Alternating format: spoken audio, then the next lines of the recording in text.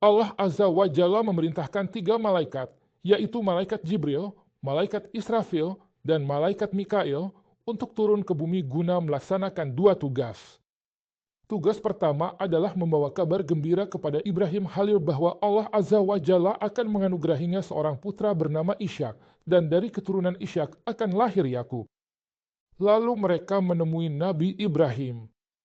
Itu terjadi saat Ibrahim menyuguhi mereka anak sapi gemuk sebagai bentuk kedermawanannya kepada tamu. Mereka berkata, "Kami diutus membinasakan kaum Lut." Sarah pun tertawa gembira karena kaum Lut sudah sangat zalim. Lalu kami kabarkan padanya akan lahirnya Ishak serta Yakub setelahnya. Setelah itu, Nabi Ibrahim mencoba membujuk mereka agar tidak membinasakan kaum Lut. Nabi Ibrahim adalah orang yang lembut hatinya, namun mereka berkata kepadanya, "Wahai Ibrahim, tinggalkanlah urusan ini. Sungguh, telah datang janji Tuhanmu, dan mereka pasti akan ditimpa azab yang tidak bisa ditolak." Mereka pun pergi, dan penampilan mereka adalah para pemuda yang tampan dan menarik. Mereka pergi menuju kaum Lut, lalu melewati putri Nabi Lut yang sedang berada di jalan. Mereka pun bertanya kepadanya tentang Lut. Tentu saja, dia langsung membawa mereka ke rumah karena kaum Lut melakukan perbuatan yang sangat keji. Karena para pria berbuat keji dengan sesamanya. Para malaikat itu pun pergi ke rumah Nabi Lut, lalu Nabi Lut berkata kepada mereka, "Kaum yang tinggal di negeri ini adalah kaum yang jahat, mereka pasti akan menyakiti kalian." Dan memang benar, istri Nabi Lut adalah seorang kafir yang tidak beriman kepada Allah Subhanahu wa Ta'ala.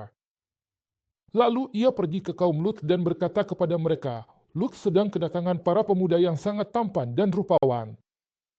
Kemudian kaumnya datang bergegas mendatangi Lut, padahal sebelumnya mereka sudah sering melakukan perbuatan buruk, seperti yang difirmankan Allah Subhanahu wa Ta'ala.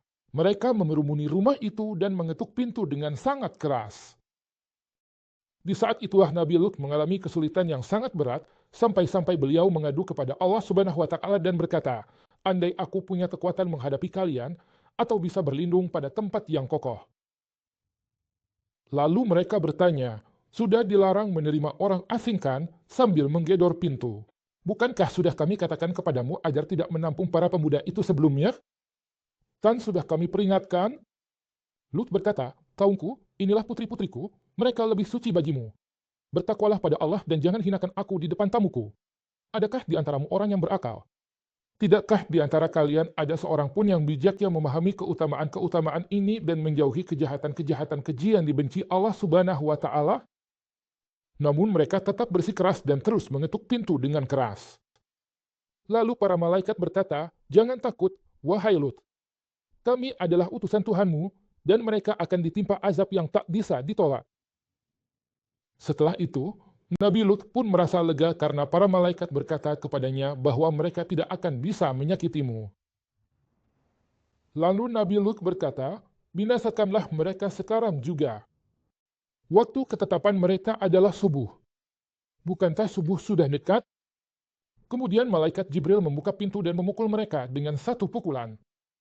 Maka mereka semua menjadi buta. Subhanallah, dan ketika mereka menjadi buta, mereka mengira malam telah tiba. Mereka berkata, "Besok pagi akan kami tunjukkan padamu, wahai Lut." Nabi Lut memohon peminasaan mereka, lalu malaikat pun berkata kepadanya. Malaikat berkata, "Waktunya adalah subuh. Bukankah subuh sudah dekat? Bawalah keluargamu pergi di akhir malam." Artinya, sebelum matahari terbit, pergilah dari desa ini. Jangan ada yang menoleh ke belakang.